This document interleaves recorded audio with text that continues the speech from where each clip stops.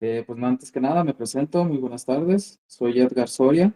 A lo mejor algunos de ustedes ya me han visto en los programas de Café Psicoanalítico. Eh, Creo que a Mario Alberto sí tengo el gusto de conocerlo, no estoy seguro.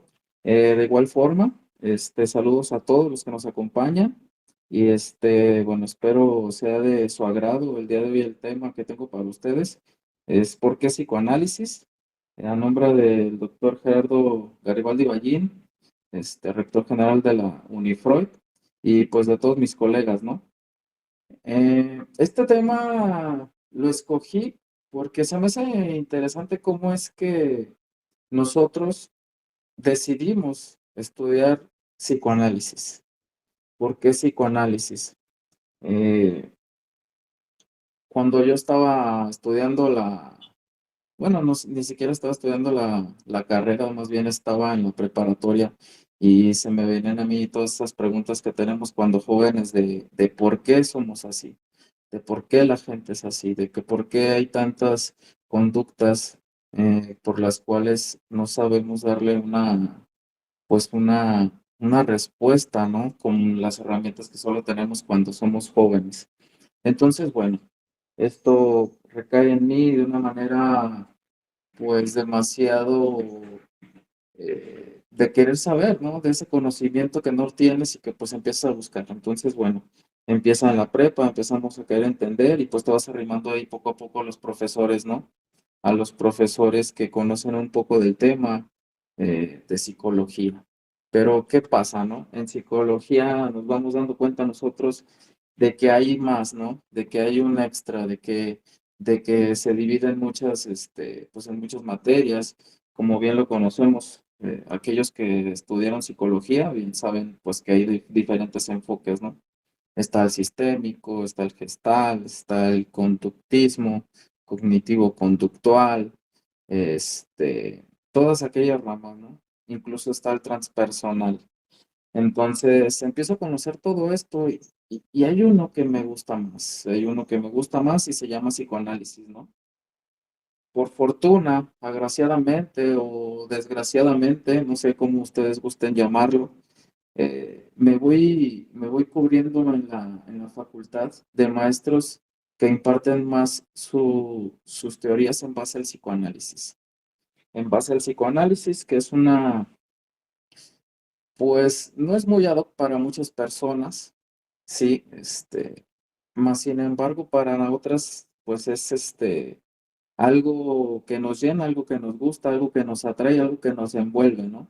Entonces es donde empieza ahí el querer saber, el conocer más.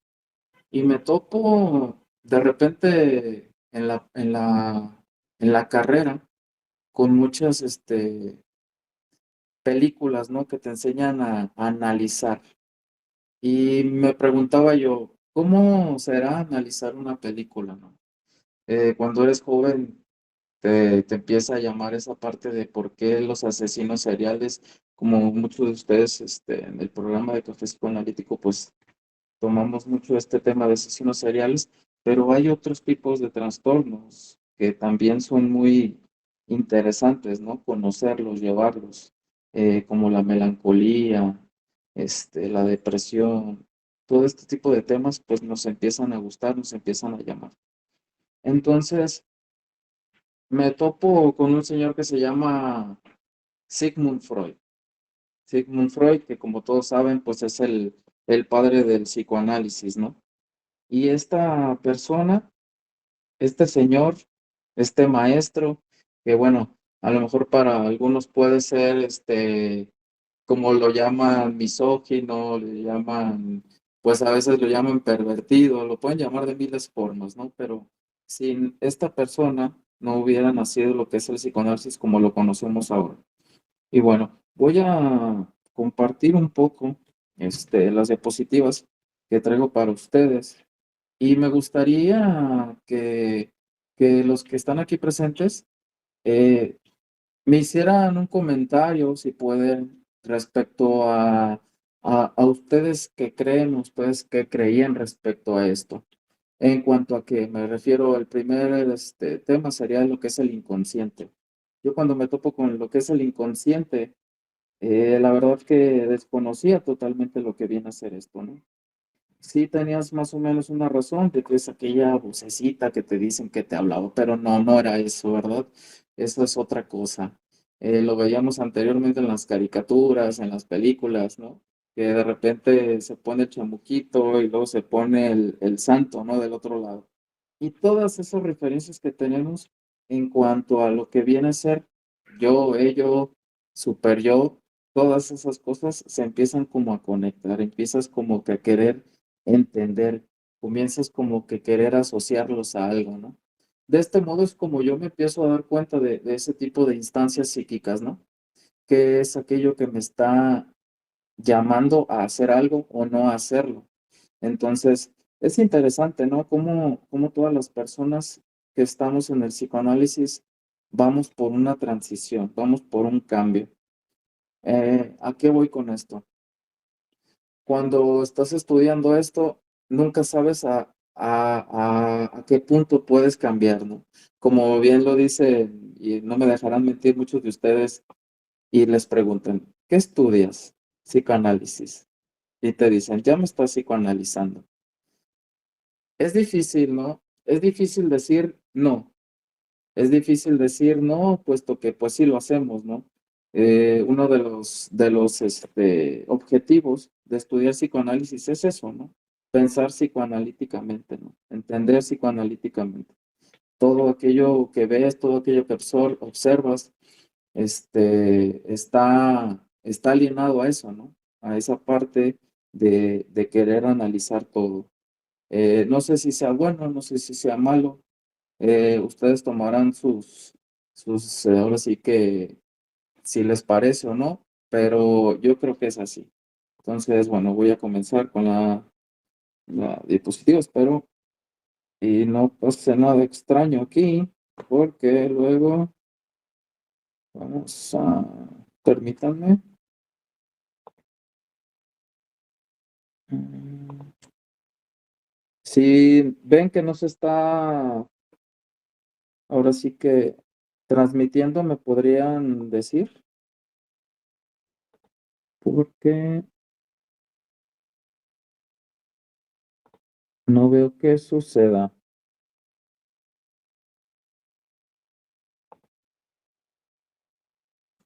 Mm,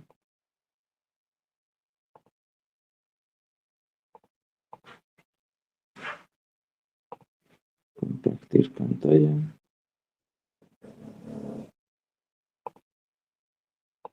Continuar.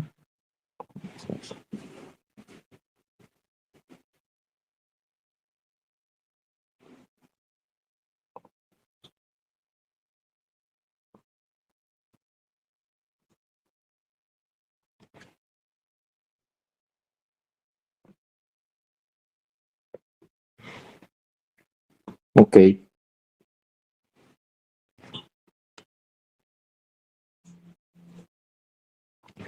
vamos a comenzar entonces. Ok, bueno, vamos a pasar. Bueno, como les comentaba, el tema es por qué psicoanálisis, el inconsciente, ¿no? Lo que les comentaba para Freud, ¿no? Para Freud es una estancia de nuestra psique, un concepto que engloba todos los procesos mentales conscientes e inconscientes.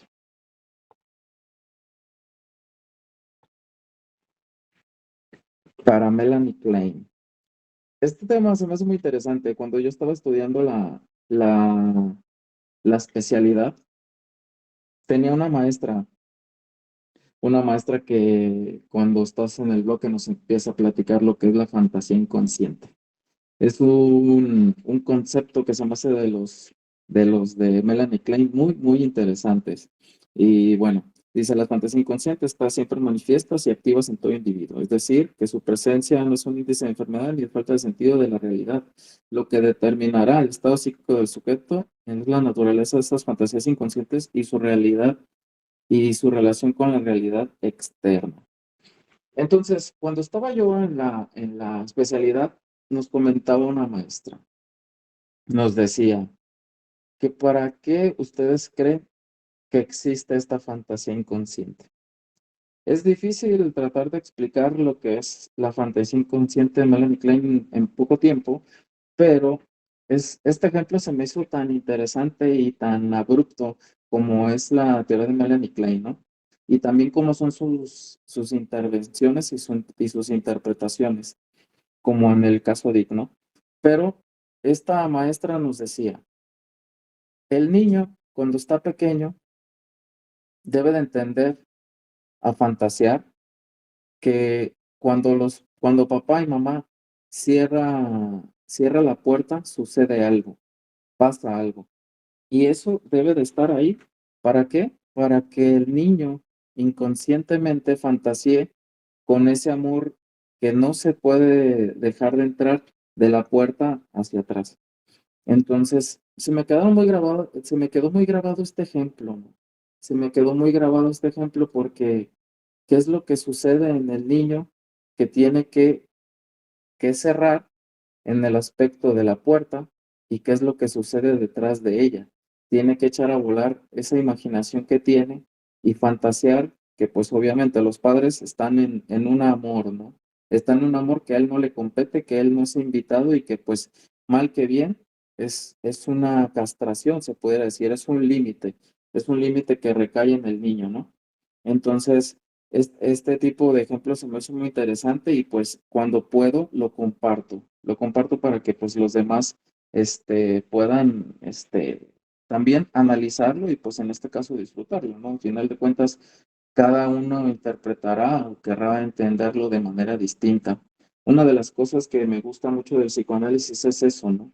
Que cada uno tiene su psicoanálisis, no se queda con el del otro, por así decirlo. Se me hace interesante cómo cambia el psicoanálisis de Freud, cómo va cambiando el de Melanie Klein. Y así lo vamos a ir viendo. Los post-freudianos, los post-klenianos, los post-lacanianos, cada uno va entendiéndolo de una manera pues diferente, ¿no? Entonces, es ese el sentido de este tipo más bien de este webinar que quiero yo expresarles, es que cada uno de nosotros podamos entenderlo de una manera diferente y no por eso no deja de ser psicoanálisis. Es psicoanálisis, pero interpretado de diferentes posturas, como lo menciona Lacan en el significante y el significado, ¿no? No deja de ser eso. Entonces, bueno, vamos a pasar. El inconsciente según Lacan. El concepto inconsciente para Lacan dice, el inconsciente no se define como lo opuesto a la conciencia. Lacan utiliza esta fórmula del inconsciente, está estructurado como un lenguaje. Así le da todo su valor al descubrimiento freudiano. No sé, no me dejarán mentir, pero para la mayoría el psicoanálisis lacaniano es uno de los más complicados. Es más complicado, pero también es uno de los mejores para mí. ¿Por qué? Porque Lacan lo que viene a hacer es darle un sentido a lo que venía diciendo Freud, pero de una manera más sensata, se podría decir. Trata de justificar todo lo que va haciendo y diciendo Freud. Trata de darle ese lugar, ¿no? Trata de entenderlo. Es lo que hace Zizek con Lacan. Zizek trata de darle una explicación a lo que hace Lacan. Trata de hablar de él, de quererlo entender también. Y es eso, ¿no? A final de cuentas, ¿cómo, cómo es un cambio tan diferente el que tiene Freud, Melanie Klein y Lacan? Son diferentes totalmente. Como cuando Lacan instaura lo que viene a ser el discurso, el lenguaje, se mete en pues en otras directrices, ¿no? Totalmente diferente a lo que venía a ser Melanie Klein y pues Freud. Pero es interesante cómo retoma a Benveniste, cómo retoma a Saussure. Entonces, cuando uno estudia lo que es el lenguaje en estos dos autores anteriores, no es tan difícil, no es tan difícil leer a Lacan, no es tan difícil entender a Lacan. Más sin embargo, pues todos sabemos que todo lo que hemos leído a Lacan sabemos que sí es complicado, a pesar de que queramos entenderlo un poco. hay veces que tienes que volver a retomar su lectura desde el principio para poder entender lo que quiso decir al final. Pero es muy interesante leer a Lacan.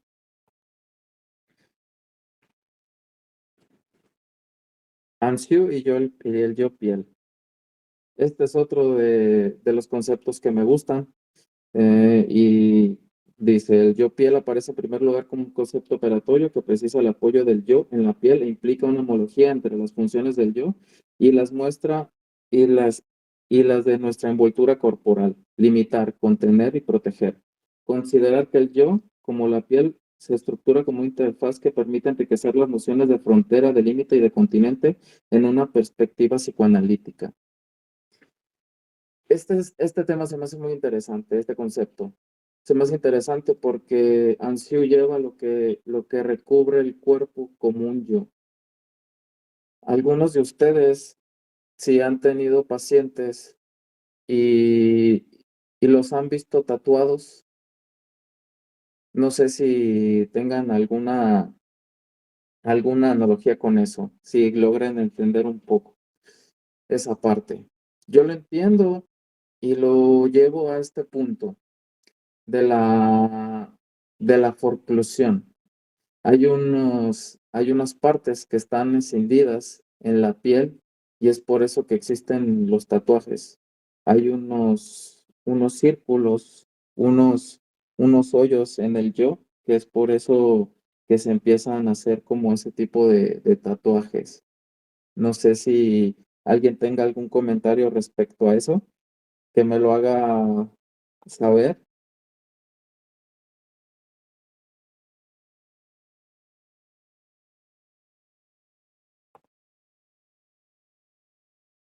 Sí,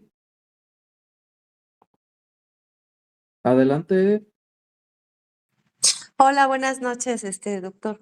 Hola. Pues, efectivamente, sí tengo pacientes con esta situación de tatuajes y justamente ha sido como su progreso, como estos curitas emocionales.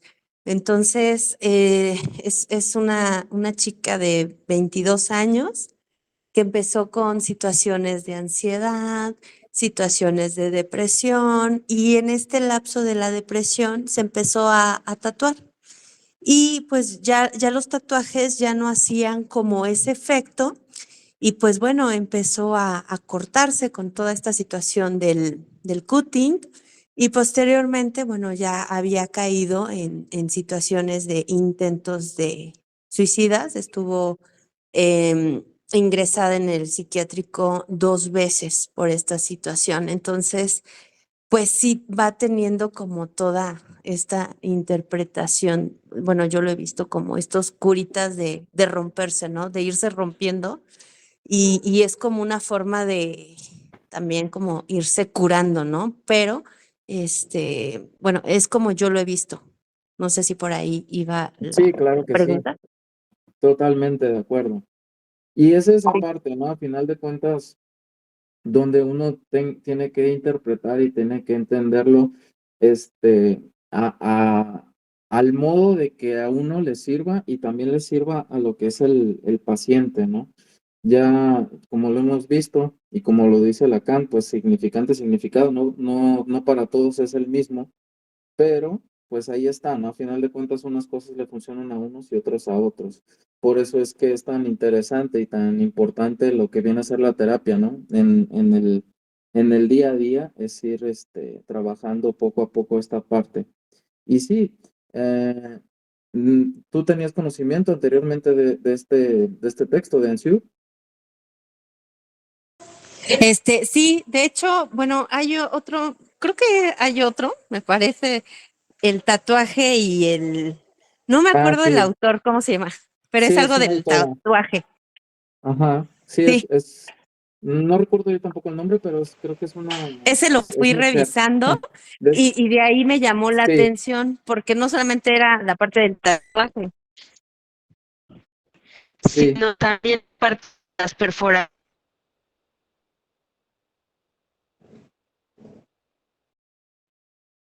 recurrente que sí se se cortó un poquito.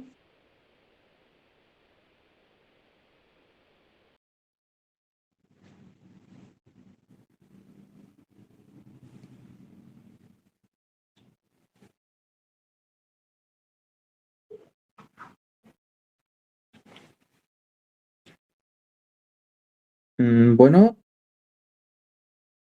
sí, sí, bueno.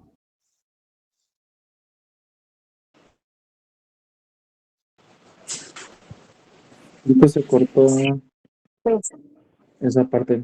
hola, hola, ¿sí me escucha? Sí, ¿ya me Ay, escuchan? perdón, doctor. Sí, sí, sí, le comentaba que, perdón, le comentaba que también me había pasado con otros pacientes que Sí. no solamente es la situación del tatuaje, sino perforaciones o accidentes donde llegan a haber muchas cicatrices. Así es. Sí, también Ajá, existe lo que es las descalificaciones, ¿no? ajá, sí. Que muchas veces, bueno, por ejemplo, hace tiempo tuve un paciente que Sí. constantemente en su trabajo le pasaba un accidente, se le caía una caja y casualmente esa caja le, le rozaba, perdón, le hacía una, no sé, como un tipo corte en el brazo. O Ah, iba sí. caminando y pasaba y se lastimaba el mismo brazo, pero siempre era el mismo brazo, el lado derecho, siempre estaba con esa Siempre. situación, hasta que el paciente hablaba como esta situación que le representaban los brazos, ¿no? El sostenerse, el dar, el pedir. Entonces, por ahí va esa situación. Sí, interesante, ¿no? Cómo los actos fallidos ahí salen, ¿no? Sí, sí. Entonces, más o menos, voy sobre esos textos que leí. Sí, son muy Gracias. interesantes. Este del Yo te podría servir también mucho. Ok, gracias. Sí. Bueno, vamos a continuar con el siguiente.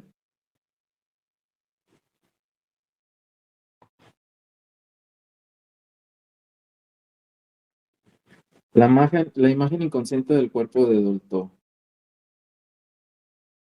El tratamiento de este concepto permite estudiar de cerca el síntoma infantil y puede proporcionar luces al abordaje de aquello que subyace detrás de este, manifestando en el cuerpo en relación a malestar subjetivo del sujeto, quien ante la situación interna del carácter angustiante se remite a la reacción de su cuerpo para hablar, actuar de su malestar. Pues es eso, ¿no? Lo que tú hablabas, precisamente, ¿no? Cómo la imagen inconsciente de su cuerpo le está reclamando algo que él que no está reconociendo conscientemente, ¿no? Por eso es que lo lleva a los actos fallidos. Por eso es que vemos también en muchos casos que se amputan ciertas partes del cuerpo, ¿no? Ya sea un dedo, ya sea algo, ¿no? Una mano, esa mano que pega, esa mano que hace daño, ¿no? Esa pierna, digo, hablando sí que un ejemplo, pues demasiado burdo, ¿no? Pero pueden ser otro tipo de experiencias, otro tipo de problemas, que ni siquiera la persona se da cuenta, ¿no? Entonces, la imagen inconsciente de Dolto, pues nos ayudaría a conocer y reconocer el problema que está pasando ahora sí con nuestro paciente, ¿no? ¿Alguien quiere comentar algo?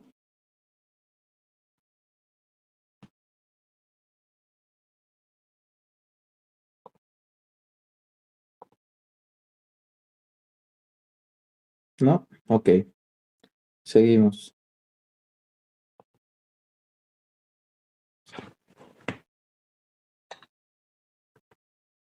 Continente contenido de Bion.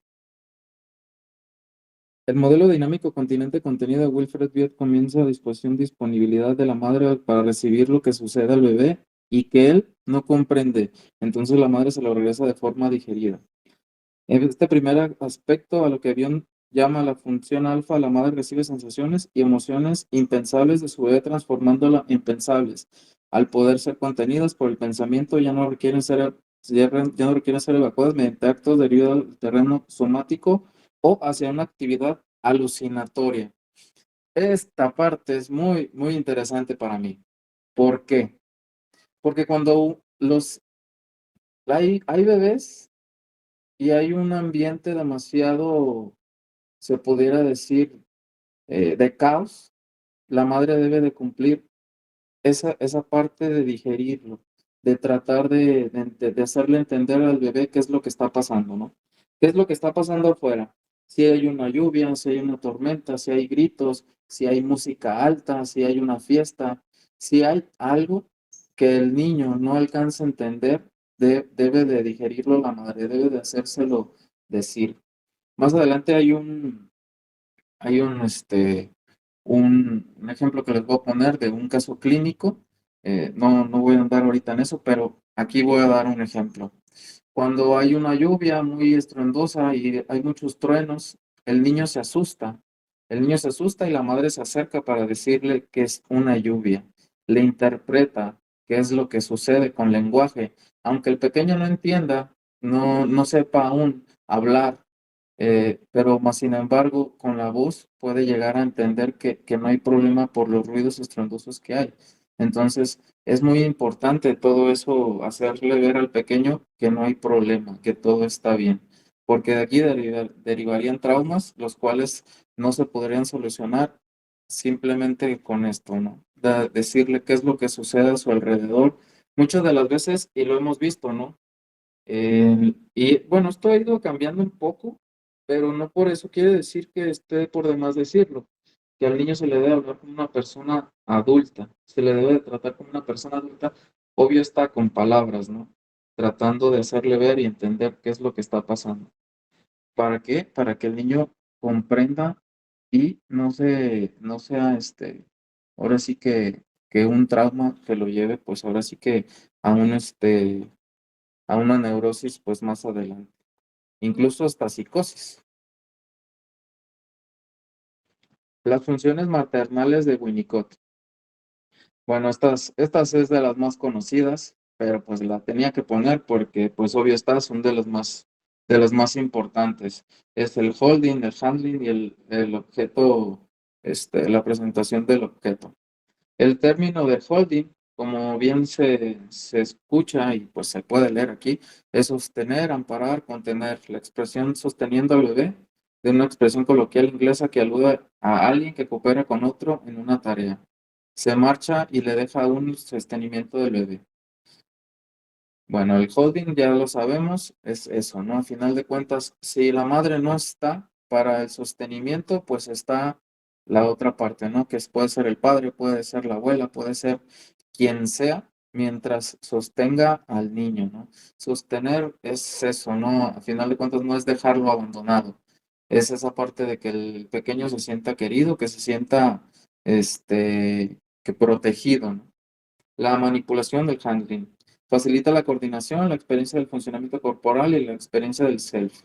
La manipulación favorece la personalización del bebé.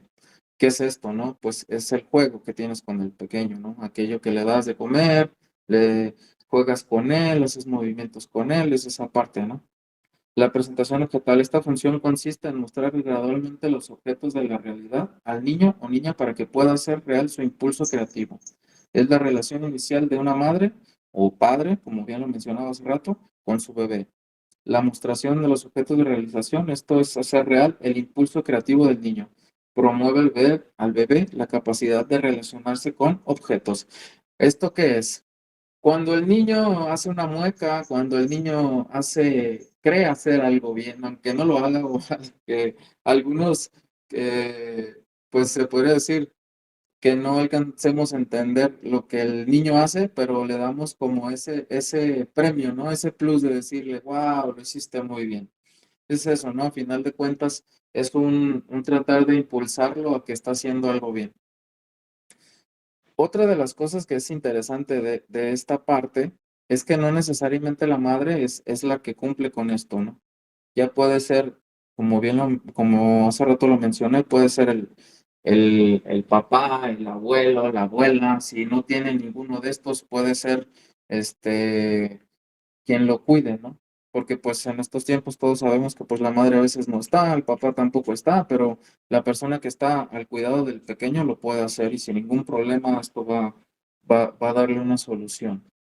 Es como parte de lo que menciona Lacan, ¿no? En cuanto a la ley del nombre del padre, de la madre y todo esto, ¿no? Al final de cuentas, si uno no lo hace, lo puede retomar de otra persona y sin ningún problema el niño va a tener un buen desarrollo. Mahler. Aquí pues ya se pone más difícil la cosa, ¿no?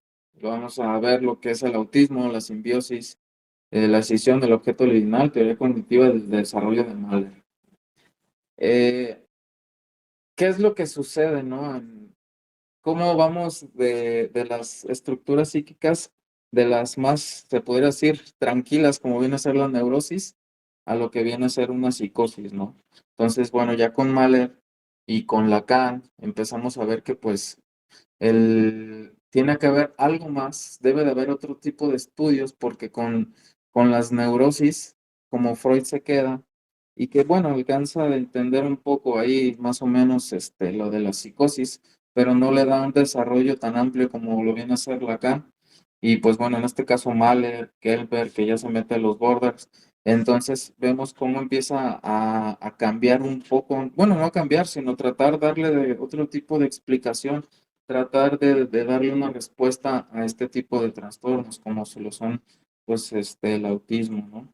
Y bueno, ella propuso que las experiencias patológicas de indiferenciación y fusión podrían estar relacionadas con la fijación de fases autísticas y simbióticas del desarrollo que ella pensaba que caracterizaba a las etapas primitivas del desarrollo normal. Del mismo modo, sugirió que la escisión y proyección, como las observadas en la transferencia de pacientes fronterizos y narcisistas, están originadas en la fijación a un conflicto agudo en la fase de reacercamiento, la cual se manifiesta en sí misma en las ambitendencias comportamentalmente de la crisis del reacercamiento. Los críticos de Mahler han argumentado que este enfoque patomórfico y retrospectivo ha dado lugar a una distorsión de la visión de los patrones normales del desarrollo. Pues como les decía, ¿no? A final de cuentas, cada quien va a tratar de darle una explicación a su teoría y como todo retractor va a tener pues algo que no les gusta o algo que no creen que no ayuda o creen que es una como retrospectiva a lo que venían estudiando. Pero es parte de, ¿no? Al final de cuentas, así es el psicoanálisis. Eh, ¿Cuántos psicoanalistas no tenemos que nos guste su teoría o no nos guste su teoría? Podemos entender como yo pudiera decir que muchas de las cosas de Melanie Klein no me gustan, pero más sin embargo las tengo que estudiar para reconocer y entender a qué se refería, ¿no? Entonces es eso, ¿no? A lo que quiere llegar. La estructura borderline de Kernberg. Hablando de organización límite, Kernberg la define como una estructura de personalidad de que por qué sus características específicas y estables se diferencian de estas situaciones inestables entre neurosis y psicosis, inicialmente identificados como estados límite. De acuerdo a las teorías propuestas por Klein, Kernberg plantea que en la formación de este tipo de organización de personalidad, la agresividad primaria juega un papel muy importante, mucho más que los eventos traumáticos. Un aspecto del funcionamiento del yo es la capacidad para demorar la descarga de los impulsos y modular los afectos de la ansiedad.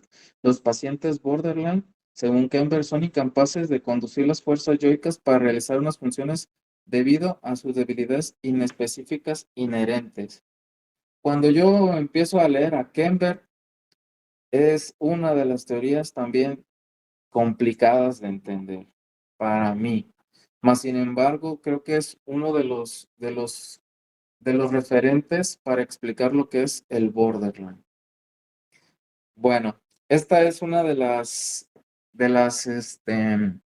autoras que me gusta mucho. Incluso tengo un libro por ahí que lo leí hace como unos, ¿qué serán? Unos 15 años. Incluso recuerdo que yo estaba pasando, tenía que hacer creo que un proyecto y este fue uno de los que yo hice de Seshe Haye. Dice, Seixehaye y la realización simbólica. ¿Alguno de ustedes ha leído algo de Seixehaye? ¿Alguien? A ver, vamos.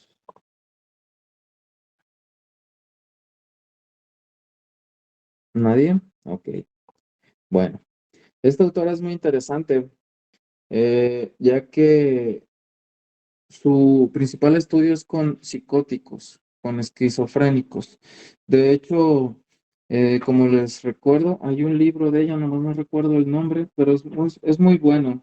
para todos aquellos que quieran tratar de entender lo que es la realización simbólica, trae ahí un caso clínico que es muy interesante de leer y cómo es que le ayuda a llegar a la cura por medio de su teoría y por medio de esto que es la realización simbólica. Dice, este método consiste en hacer principalmente al enfermo de la realización terapéutica de un modo presimbólico y mágico, proponiendo los símbolos que compensen sus necesidades infantiles frustradas. Lejos de exigir un esfuerzo de adaptación al enfermo a la situación conflictiva, le propone otra realidad más dulce, más soportable, como primera etapa a superar.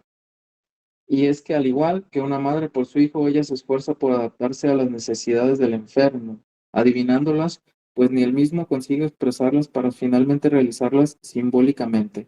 Guiada por tales presupuestos, Sechehaye dirigió sus esfuerzos a que sus pacientes vivenciaran ciertas satisfacciones reales y concretas, aunque bajo formas infantiles, esto es, inmediatas, sustituyéndolo así la satisfacción psicótica ciega por otra naturaleza plena y consciente. Y así, según Odier, es curada una mujer esquizofrénica adulta e inteligente. Como complemento, a poco aparecía el diario de una esquizofrénica. Es el libro que les menciono y es muy bueno cómo Seshihaya retoma todo aquello que dice este, Lacan en cuanto bueno, en este caso, lo real, lo simbólico y lo imaginario, y cómo es que ayuda a esta mujer, pues a salir, pues ahora sí que de la enfermedad. Ahora sí. ¿Tienen alguna duda, algo que quieran comentar?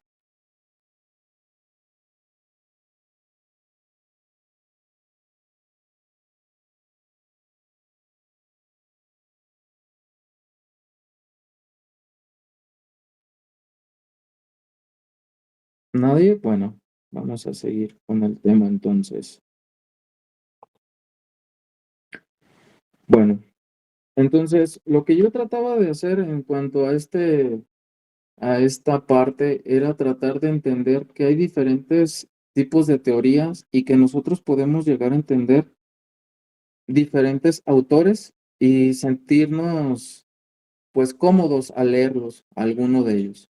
¿Qué es esto, no? A final de cuentas, tratar de entender a Lacan, tratar de entender a Freud, a Klein, a Mahler, se me vienen otros a la mente, no sé, Green, Ansiu, todos ellos buscan un psicoanálisis que a ellos les funcione, que a ellos les sirva, que a ellos les sea práctico, como lo hace Winnicott, como lo hace Dolto para los niños, Klein con los niños, cómo es que cada uno debe de tratar de buscar su psicoanálisis. Es esa parte, ¿no? Donde se diferencia y algunos de ustedes lo han de haber visto en diferentes, con diferentes personas que manejan, pues, lo que es el psicoanálisis. A lo mejor para algunos les gusta mucho hablar con tecnicismos. Yo tenía maestros que eran demasiados técnicos a la hora de hablar y pues la verdad es que no les entendía, pero nada, o sea, yo decía, pues, ¿de qué está hablando este profesor, no? Conforme vas leyendo y vas interactuando con personas de psicoanálisis, pues te vas dando cuenta de que existe otro tipo, ¿no? De psicoanálisis que puede ser más fácil. A mí me sucede eso con Juan David Nacio. No sé si alguno de ustedes lo conozca, yo creo que sí, es demasiado conocido y aparte, pues que es un psicoanalista latino, argentino, ¿no? Entonces, yo cuando encuentro a Nacio, encuentro un psicoanálisis demasiado fácil, un psicoanálisis demasiado práctico, un psicoanálisis demasiado actualizado, no, no un psicoanálisis pues de hace 100 años como, ah, perdón, alguien hizo un comentario.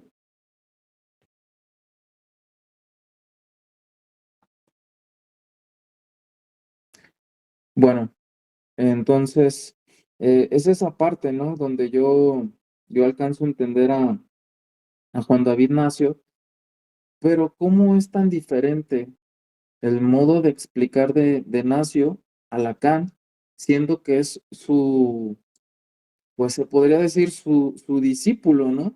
Entonces, eso me lleva a mí a entender que el psicoanálisis no necesariamente debe ser tan difícil, no necesariamente debe ser tan técnico, no necesariamente debe de ser tan, tan cuadrado como lo hace ver Lacan en muchos de sus textos. Entonces, quise, quise abordar a Nacio y en su libro de, sí, el psicoanálisis cura, porque se me hizo interesante cómo trata él de explicar, cómo lleva unos casos y los cuales, digo, la verdad ustedes leerán el libro y no me van a dejar mentir, es demasiado fluido la lectura. No es como leer otro texto de los que mencionaba anteriormente y que te trabas y volteas otra vez y vuelves a releerlo y vuelves a releerlo y dices, bueno, ¿de qué se trata, no? Entonces, el psicoanálisis sí es complicado, sí se ocupa, pues a veces tener cierto nivel intelectual, como nos lo han hecho saber, pero Juan David Nacio nos lo hace ver de una manera tan digerible que incluso hasta te puede llegar a enamorar. Entonces, bueno, ¿tiene alguien algún comentario, algo que quieran compartir? Considero que de la misma simpleza con la que se expresa David Nacia en sus libros, mi autora favorita es François Dolto, y creo que también por ahí ella tiene esta manera tan clara de explicar el psicoanálisis, pues en este caso, pues como es ella en su área infantil, que nos ayuda también a comprender cómo lo hace Nacio en sus textos, ¿no cree, doctor?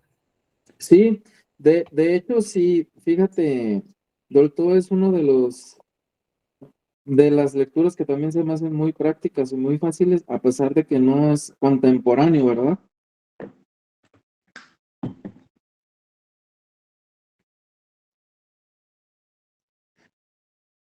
Como pudieran ser otros autores que pues sí son contemporáneos y que pues sería fácil de entender.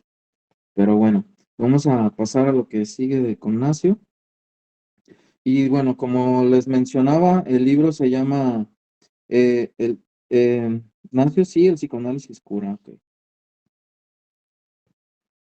Él nos va a decir que sí, el psicoanálisis sí cura.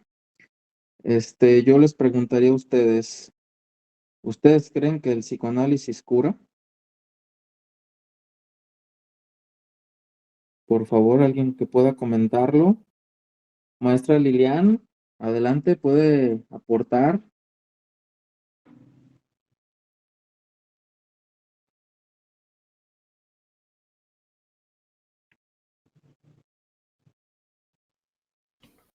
Me atrevo mm, a señalar este asunto de que primero tendríamos que entender qué es cura. Y en un Ujú. segundo momento, cuando utiliza el término creer, me parece que ahí hay un elemento que no tendría cabida en el psicoanálisis.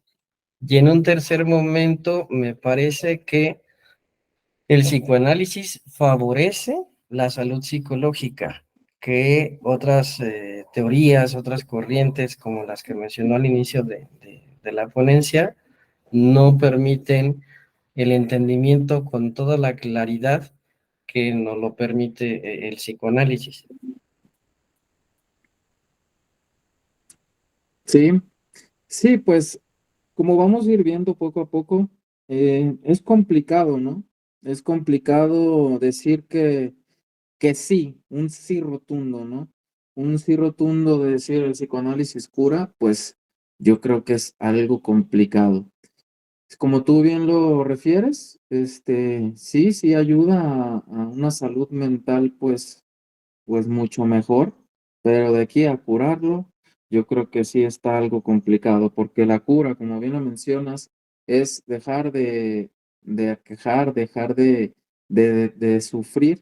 Y aquí hay una frase que nació, que nos dice, y pues mira, tan así es que, aquí está, mira.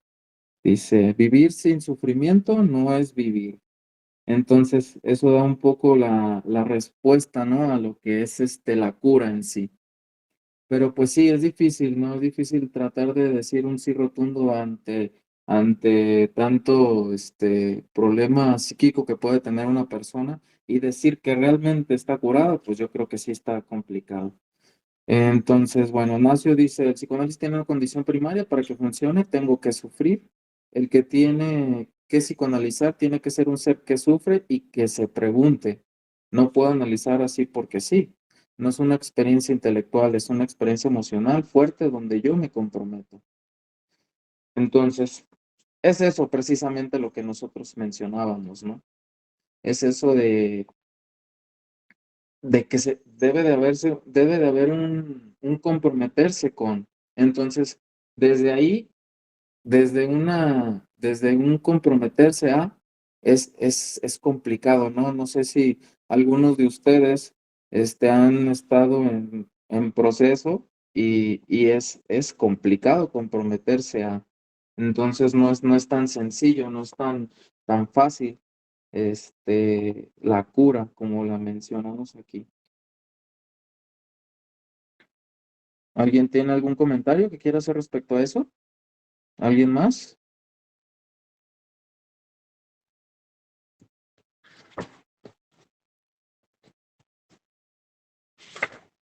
Bueno, vamos a seguir. Bueno, pues en este librito, Nacio dice que para poder curar, nosotros debemos de tener un inconsciente instrumental. ¿Qué es un inconsciente instrumental? Es esa parte donde un terapeuta debe de ser flexivo, receptivo y creador. ¿Por qué? Porque uno, cuando está pues en sesión, en terapia, debe de entender y debe de silenciar su escucha, como lo mencionaba Freud, la atención flotante, ¿no? Es esa parte, ¿no? Lo que menciona este... ¿Sí? ¿Alguien quiere comentar algo?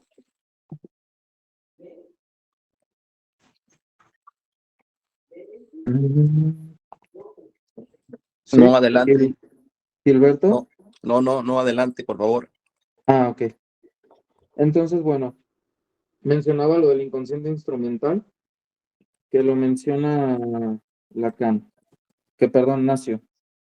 ¿Cómo trabajamos con nuestro inconsciente instrumental? Para responder, me gustaría presentarle mi experiencia de psicoanalista y nos pone un caso del hombre de negro.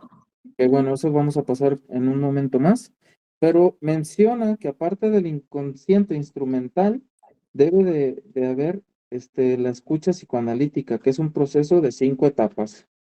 Un proceso de 5 etapas. Entonces, la primera etapa debe de ser la observación. La segunda, la comprensión. Tercera, escucha propiamente dicha. La cuarta, la identificación con el psicoanalista, con el niño fantasmático. Y la quinta, la interpretación. Vamos a ver lo que es la observación.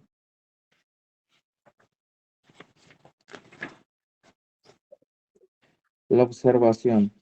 Ignacio dice que es muy importante desde que llega el paciente prestar observación, observar todo lo que está en el paciente, cómo llega, cómo se sienta, qué hace, qué no hace, qué tiene en el bolso. Y él alcanza a darse cuenta que no solamente con la escucha va a poder tener una buena un buen análisis de la persona que está analizando.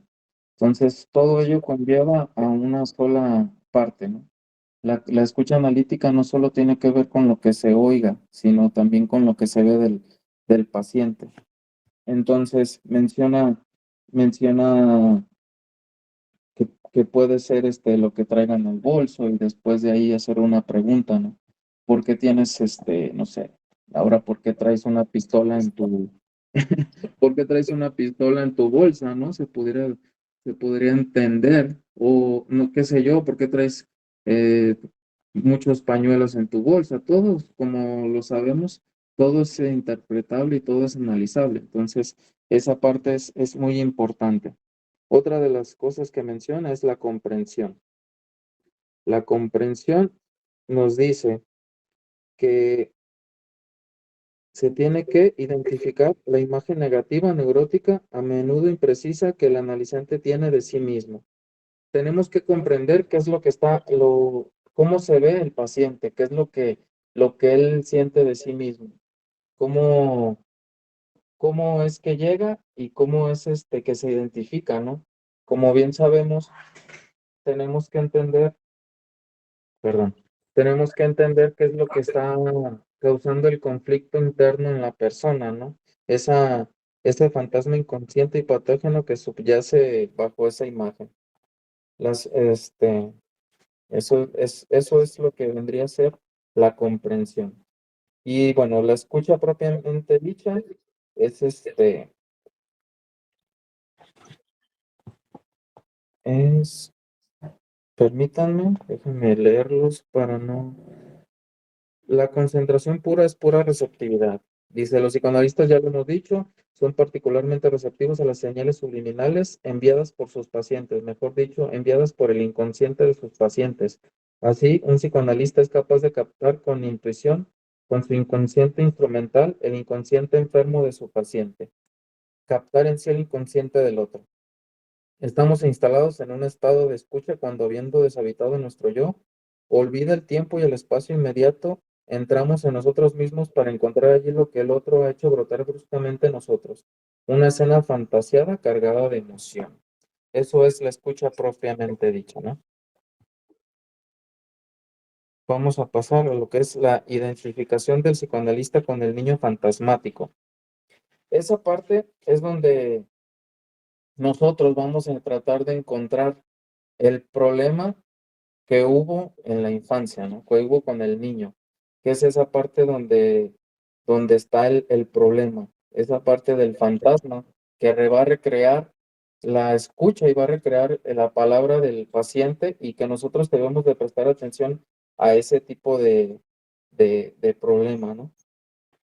Esta es la cuarta etapa y dice, se identifica en silencio con el ser imaginario del fantasma percibido. Es el niño de la fantasía. Siento sobre todo lo que vive, experimenta el ser fantasmático que aparece en mi cabeza. Es a la vez un interlocutor abierto hacia el exterior, atento a las manifestaciones de su pequeño paciente y simultáneamente un receptor que vibra al ritmo de la emoción vivida por el ser fantasmático percibido por su inconsciente instrumental que se pone ahora en su conciencia.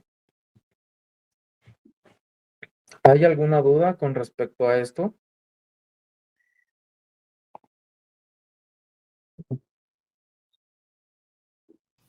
Si por favor me lo aclara un poquito más, lo agradecería mucho. ¿Cuál? Esta última parte de la infancia, ¿De la infancia? Ok. Se gracias. refiere a, al evento traumático por el cual se vive el problema, ¿no? Por así decirlo. Digo, más adelante hay un ejemplo, pero lo voy a tratar de aligerar un poco.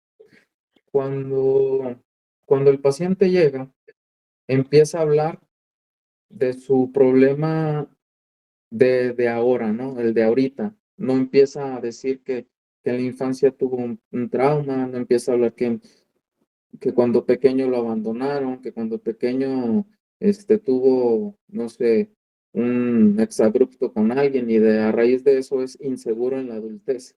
No, él empieza a decir, soy inseguro en la adultez por esto y esto y esto, lo otro. Pero el analista debe tratar de entender por qué es inseguro, pero cuando niño, cuando empieza como a recaer en las inseguridades, porque es esa parte donde se trata de sanar, ¿no? Tratar de hacerle ver o tratar de hacerle entender que el problema viene de la infancia y no de la adultez. Sí, más o menos me expliqué un poco, Everardo. Sí, ya más claro, doctor, gracias. Sí. Entonces, Sí, ya más claro. sí, muy bien. Sí, ya más claro, Edgar. Gracias. Gracias, gracias. cualquier otro comentario que quieran hacer, adelante con toda confianza. Si quieren aportar, adelante, no hay ningún problema. Al contrario, se trata de que sea más, más abierto, más interactivo para que así no se me enfaden. Sí, un favorzote. Gilberto, ¿puedes cerrar tu micrófono cuando no lo uses? Porque acá se vicia un poquito la comunicación. Gracias. Sí, sí, ¿cómo le hago? ¿Me dices, por favor? Ah, sí, hay un microfonito. A ver, Ajá. y pues nada más le pones bloquear. Arriba. A ver. De hecho, creo que aparece abajo. Ya, ¿Dónde ya lo vi. dónde está la llamada? Sí. A ver. Ahí está. Mm, No. ¿Sí no, se bloqueó? no. No. De hecho, no sé por qué no, ni siquiera me aparece a mí. Donde tienes el icono de la camarita y del Sí, micrófono, sí, ahí Ajá. debe cuando, de aparecer. cuando está activo aparece como transparente y cuando está inactivo aparece de color rojito y una línea que lo atraviesa. Ni siquiera aparece ahorita en mi. Ah, ya, aquí está.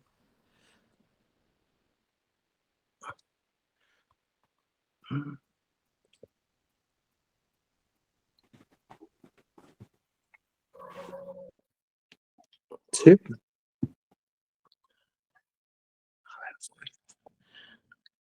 Bueno, mientras corrige esa parte, voy a tratar de explicar lo que es la interpretación. Bueno, el psicoanalista interpreta, es decir, en la que ponen las palabras el fantasma que percibe, palabras que le comunica al paciente. Percibo en mí lo que pasa en él y se lo cuento. Me convierto así en el intérprete de una partitura que tengo ante mis ojos, esperando que el oyente abierto a mi música se diga y me diga, he ahí mi melodía profunda.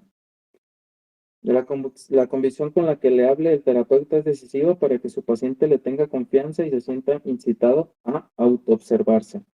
Formular con claridad al paciente lo que él ya sabe, aunque confusamente. ¿Qué es esto, no? A final de cuentas, nosotros interpretamos lo que el paciente nos está diciendo. Tratamos de decirle, es lo que él más o menos ya sabe, pero de una manera, se podría decir que es un poco con el concepto de continente contenido, ¿no? Esa parte de decirle lo que él más o menos ya sabe, pero que no se atreve a decirlo con palabras, que no se atreve como a sacarlo conscientemente. Porque si nosotros tratamos de entender lo que el paciente nos dice, nosotros ya lo sabemos, mas sin embargo no se lo vamos a decir. La interpretación no debe ser tan brusca ni tan abrupta, más bien debes de dejar a lo que se refiere, Nacio, con tu inconsciente instrumental. ¿Qué es lo que quiere decir Nacio en esa parte, no? Es de nosotros ser el inconsciente de la persona que nos habla. Es tratar de hacerlo sutil cual si fuera él. Entonces es eso, ¿no? Pase a, para que lo inconsciente pase a consciente, pero no de una manera abrupta como si le hablara a otra persona, sino que fuera él mismo, ¿no? Como si él mismo tratara de sanarse, como si él mismo tratara de ayudarse. Entonces, es a eso con lo que se refiere con la interpretación. ¿Hasta aquí alguna duda?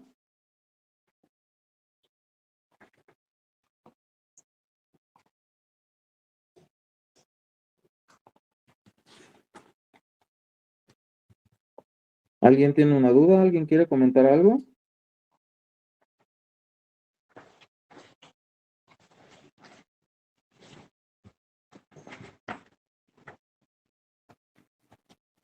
¿Todo bien? Bueno, entonces vamos a pasar al ejemplo. Yo, Edgar, ¿Sí?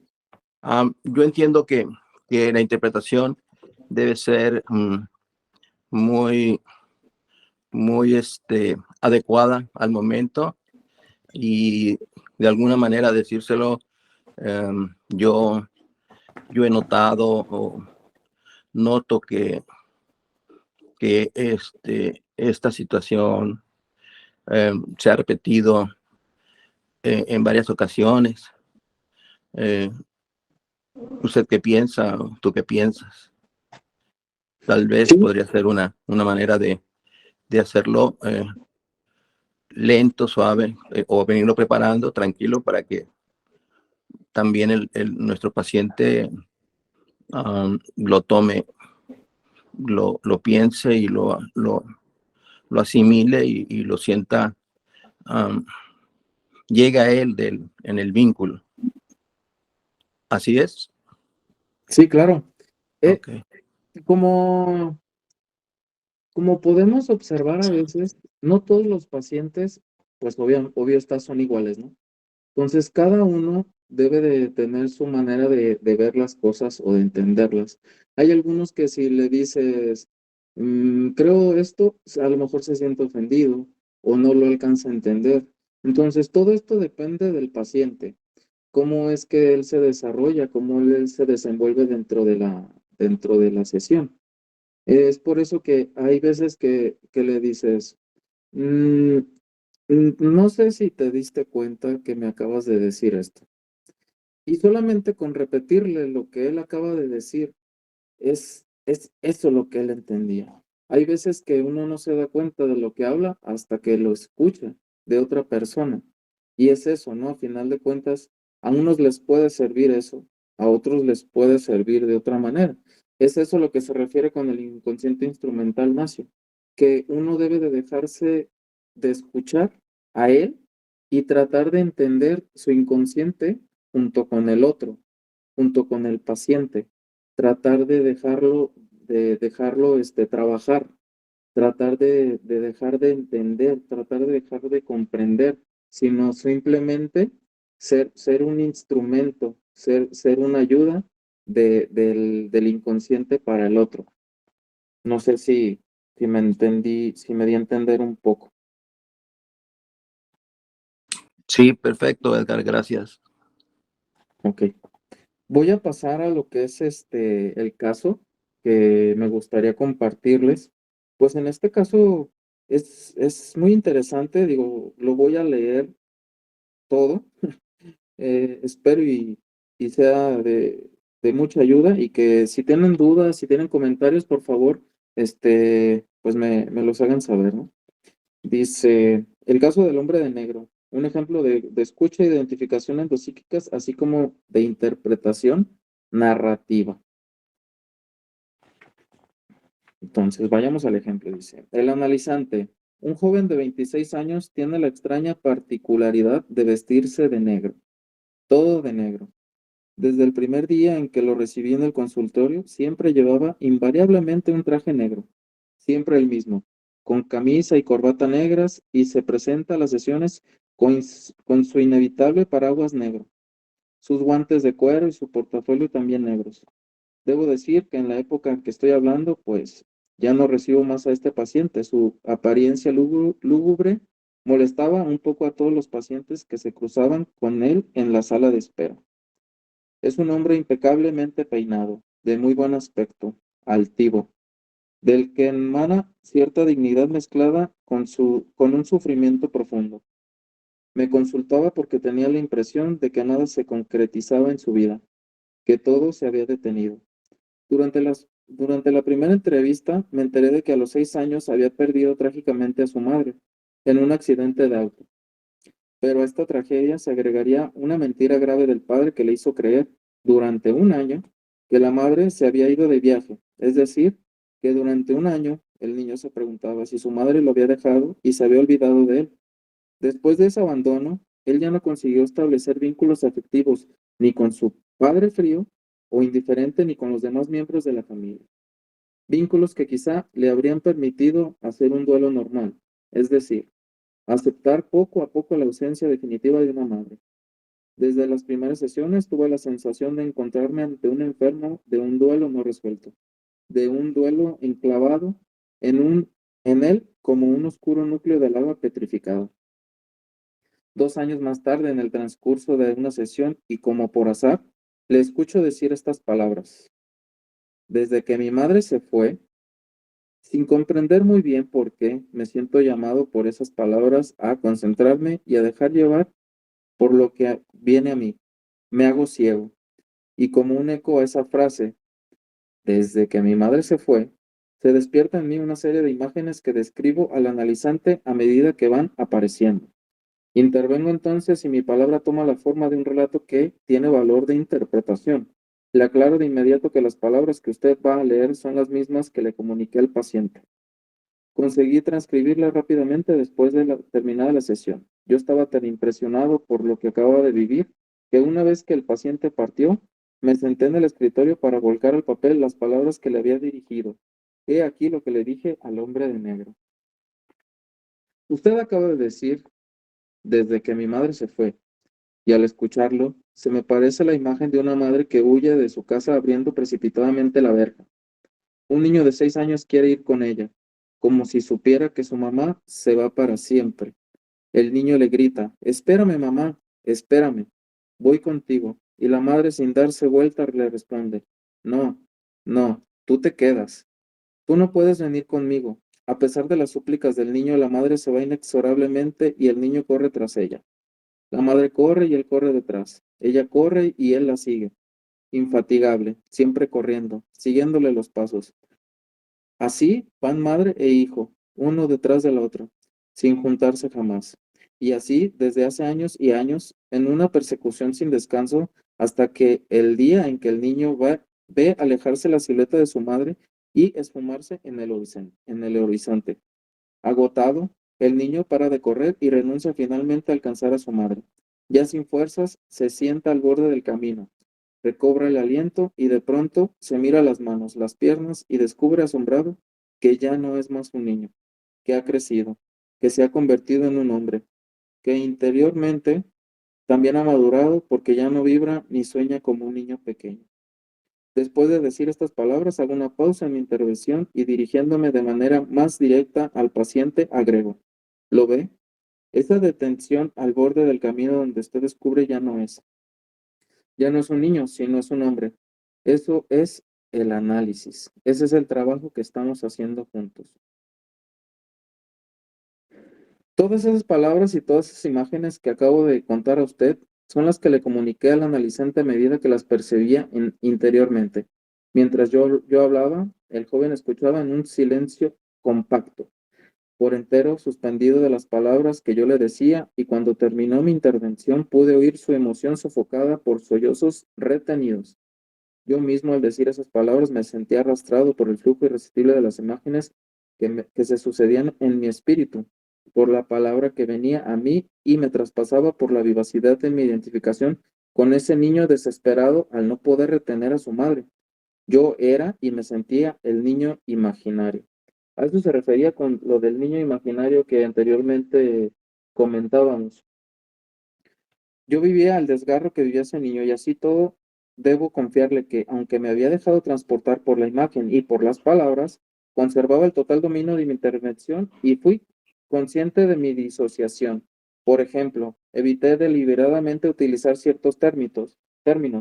En un momento recuerdo estuve a punto de decir que la madre había subido al reino de los cielos.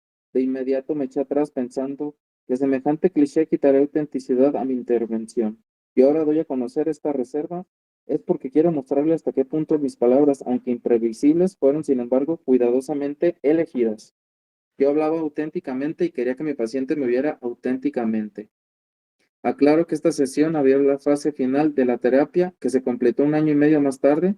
Hoy ya no me veo más a este paciente porque con regularidad se comunica conmigo, que ha formado una familia feliz y le va muy bien en su trabajo. El caso del hombre de negro continúa siendo para una experiencia muy bella de la manera en que un psicoanalista escucha, interpreta y conduce a su paciente a la curación. Entonces, ¿qué es a lo que nos lleva a esto, no? ¿Qué es a lo que nos lleva el caso del hombre de negro? A lo que nos referíamos con que cada individuo es diferente. A lo que nos referimos a que tenemos que llegar a ese niño imaginario donde se encuentra el trauma. Ese niño imaginario que debería de escuchar estas palabras y que finalmente a la escucha del otro es lo que necesitaba oír, ¿no? ¿Y qué es lo que lo lleva? Pues a la curación, en este caso. En este caso tan particular y que Ignacio nos comparte, y que es donde uno puede decir, sí, el psicoanálisis cura, pero también lo que mencionaba anteriormente de que no se puede vivir sin sufrir, difícil, creo yo, a raíz de esto, aunque haya hecho una familia, aunque haya hecho, aunque hubiera superado todo esto, la curación, yo creo que es difícil de olvidarla, ¿no? Entonces, es difícil de superarla. ¿Ustedes qué creen? ¿Ustedes qué ven de este caso clínico que nos menciona Nacio?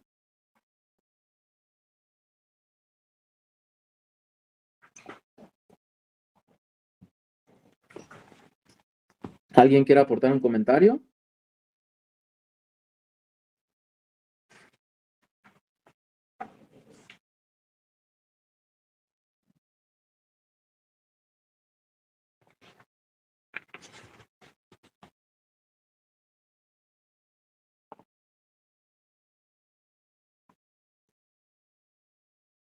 Ok, bueno, vamos a seguir entonces.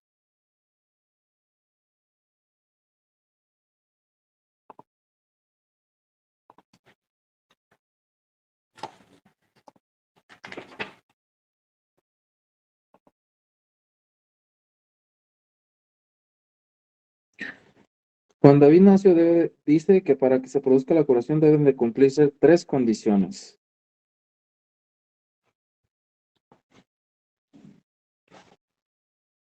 Bueno, la primera dice, es que el inconsciente enfermo del paciente sea percibido por el inconsciente instrumental del psicoanalista. ¿Qué es esto, no? Es como entender qué es lo que está necesitando ese inconsciente enfermo del paciente y nosotros tratar de llegar hasta ahí con nuestro inconsciente instrumental, tratar de trabajarlo, tratar de llegar a esa parte donde el otro no se alcanza a ver, no se alcanza a entender el porqué de ese problema, ¿no? Si esta, que es la primera, nuestro inconsciente instrumental no se halla con el inconsciente del enfermo, no va a llevar a lo que es la curación. La segunda es llevar a nuestro paciente a que él también descienda a lo más profundo de sí mismo. Esta va de la mano con el primero. Con el primero, nosotros debemos de hacerlo, verse ahí, de tratar de entenderse ahí, en el inconsciente. Si no desciende y si no alcanza a ver lo profundo de sí, no va a llegar a esta parte, a la curación. La tercera, la condición de la transmisión imperceptible del paciente durante toda la terapia de nuestra serenidad interior. Si el paciente está con nosotros, si estamos nosotros ni siquiera entendiendo el problema por el cual está él ahí y demostramos este, una turbación, algo turbio que nosotros tenemos, pues obviamente está que el paciente no va a encontrar esa tranquilidad que nosotros debemos ofrecerle, ¿no? Esto, digo, se supondría que el paciente va con nosotros para que nosotros bajemos las pulsiones, todas las ansiedades o el problema que él quiera descargar con nosotros. Y si nosotros no demostramos esa pasividad, esa serenidad, pues difícilmente él va a encontrarla, ¿no? Se va a sentir incluso hasta agredido o incluso se va a sentir que no le importamos, que no nos importa más bien. ¿Alguien tiene una duda con esto?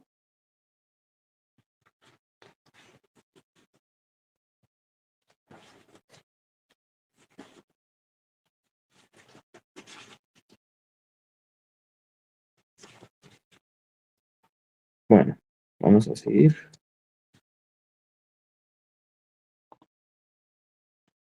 Doctor. Pregunta, doctor, perdón. Sí, Este caso de que me hizo recordar la película de los hombres de negro. sí, ¿Viene también en este libro? ¿O es parte del libro del psicoanálisis cura de Nacio? sí. Ok, Sí, perfecto. viene este caso y vienen otros más que aquí también ahorita les voy a leer para que también se logre entender otros puntos de vista. Perfecto, doctor, gracias. Sí.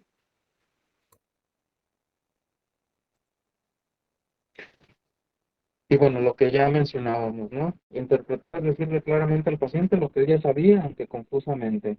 No podemos decirle la interpretación que nosotros ya sabemos, pero con nuestras palabras. Como ocurre en el ejemplo anterior, si ustedes se fijan, Nacio hace una interpretación de lo que le refiere el paciente con lo que él ya sabe de él. Si uno lo lee por primera vez, uno también interpretaría de una manera distinta, uno alcanzaría a interpretar otras cosas. Por decir, yo le podría dar una interpretación totalmente diferente, puesto que no conozco al paciente, y no le ayudaría en nada, al contrario, causaría angustia. Es por eso que es tan interesante y tan importante tener conocer lo que el paciente nos está comentando y no solamente hacer un análisis pues salvaje, ¿no? Como lo menciona. Nosotros aquí solamente seríamos espectadores y no podríamos ayudar en nada a lo que el paciente está. Es por eso que es tan importante uno a veces guardarse las palabras, como bien menciona David, perdón, Nacio, en este ejemplo que dice, yo quería decirle otras cosas, pero me las reservé. Me las tuve que reservar para no hacerle ver otras cosas, sino que solamente esa parte que era lo que él creía necesario. ¿A qué se refiere también con el inconsciente instrumental? Es esa parte donde interpretas lo que el paciente con su lenguaje nos dice.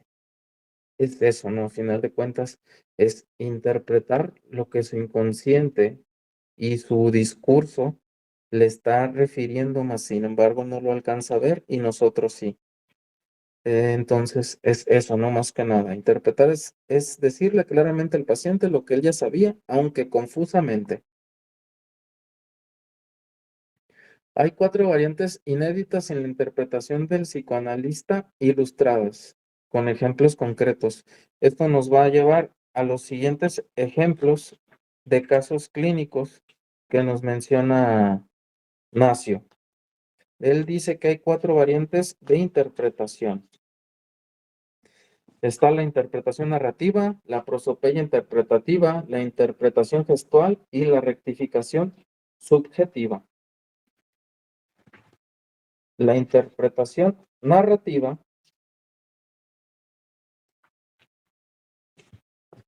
lo voy a retomar.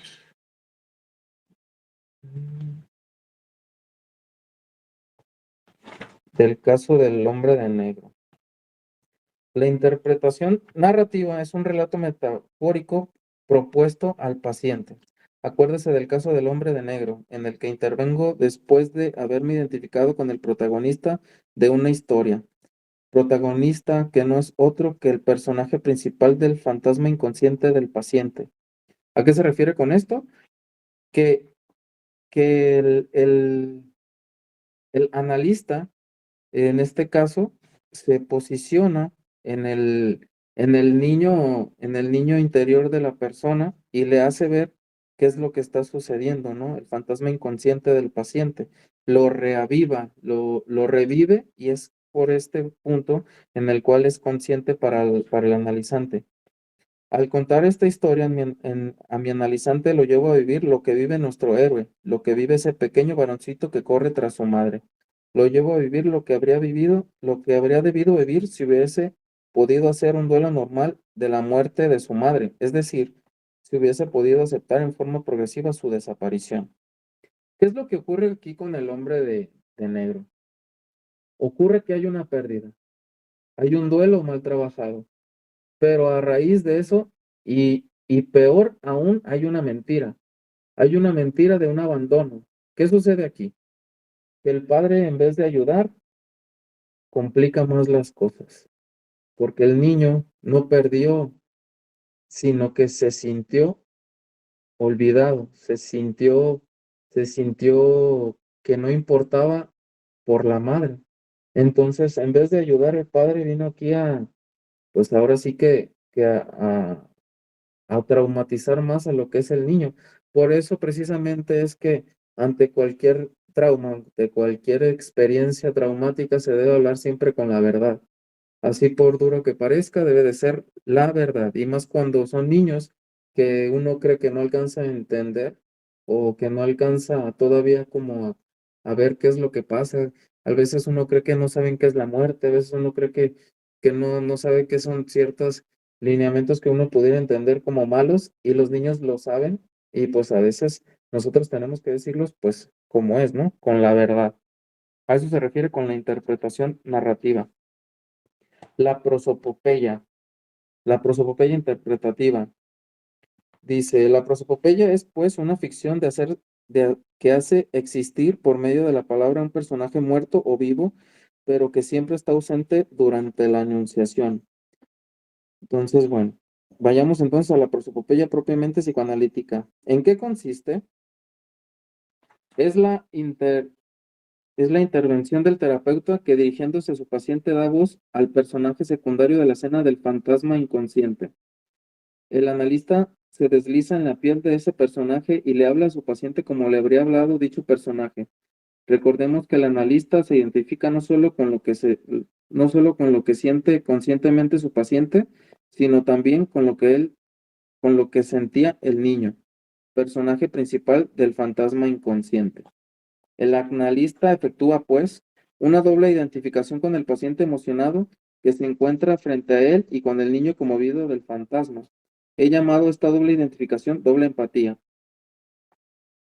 Pero ahora debo agregar una tercera identificación, una tercera empatía, no ya con el paciente presente en la sesión ni con el niño presente en el fantasma, sino con el personaje secundario de la escena fantasmática. Voy a poner aquí un ejemplo para que me comprendan. Le daré el ejemplo de una secuencia clínica que ilustra cómo opera una prosopopeya interpretativa. Recibo con regularidad a un joven fóbico, Cyril, de 21 años, y que ocioso se pasa el día delante de su ordenador fumando cannabis. Recientemente, al comienzo de una sesión, me confío. ¿Cuándo la última?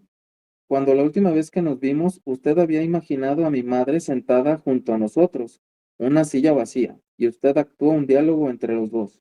Fue algo que me impresionó mucho y al salir de aquí me sentí aliviado. Usted me mostró la silla donde mi madre podría haber estado sentada y le preguntó, como si ella hubiera estado en verdad allí. Dígame, señora, ¿cómo era Cyril cuando era bebé? Y en su lugar usted respondió, sabe, doctor. Siempre fui una madre muy ansiosa y temo haberle transmitido mis angustias a Cyril cuando era pequeño. Se acurrucaba siempre contra mi pecho y pienso que cuanto más se apretaba, tanto más se impregnaba de mi ansiedad. A veces, ante sus ojazos muy abiertos, yo me decía que desgraciadamente mi bebé corría el riesgo de volverse tan angustiado como yo.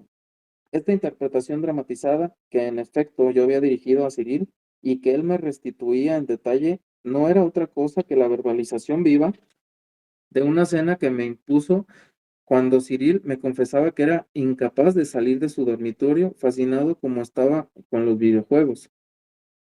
Me dejé guiar por esa escena que apareció en la pantalla de mi inconsciente instrumental. Entonces, ¿qué es lo que sucede aquí? Nacio interpreta a no siendo el niño, o sea, no siendo el personaje principal como lo sería el paciente, sino fungiendo como la madre, ¿no? En este caso, para poder liberarlo de aquello que el trauma de niño le hacía el problema, le hacía en este caso el trauma. Entonces, eso es la prosopopeya interpretativa que menciona Nacio. La interpretación gestual. Este es otro caso. ¿Alguien tiene alguna duda con respecto al otro? La prosopopeya. Sí, doctor, una pregunta. Sí.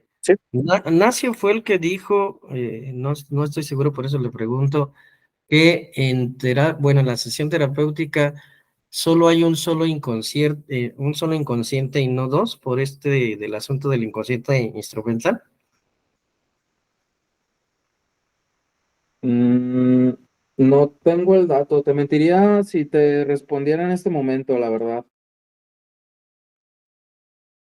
Se lo comento porque yo recuerdo haber leído no tengo ahorita el dato tampoco fresco del libro que leí, pero él Ujú. comentaba eso, que en la sesión terapéutica los dos inconscientes se transforman en uno, y ahorita lo que me está diciendo usted es que es lo que hace ver la cuestión esta del inconsciente instrumental. Por eso me hizo un poquito de ruido. Ok. Bueno, en este caso, en este libro, eso menciona Nacio, ¿no? Que para poder nosotros ayudar al paciente debemos de tener nuestro inconsciente instrumental. Instrumental también se refiere a la parte donde nosotros como terapeutas, como psicoanalistas, podemos llegar a ayudar a lo que es el paciente, ¿no? No cualquier persona lo puede llegar a hacer. A eso también se refiere, ¿no? En esa parte, no sé si más o menos pudiera responder tu pregunta. Sí, adelante, Liz. Hola, buenas noches.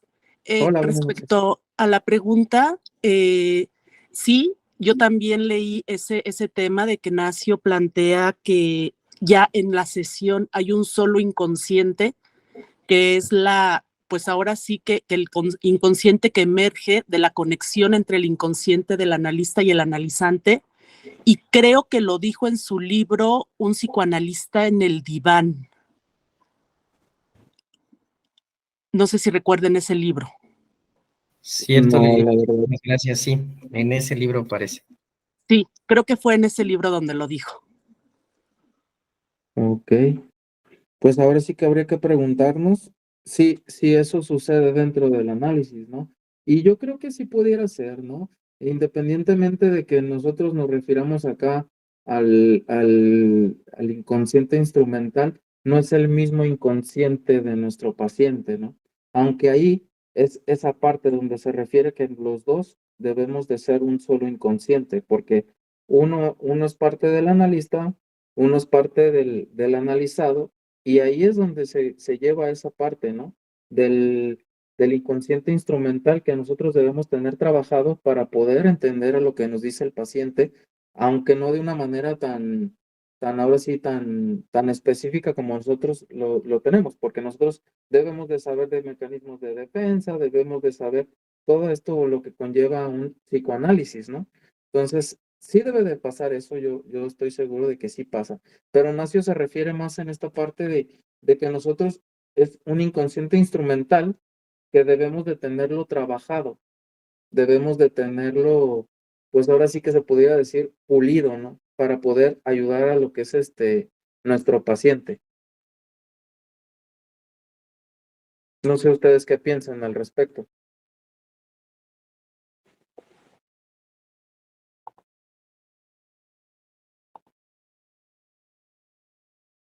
¿Sí, alguien?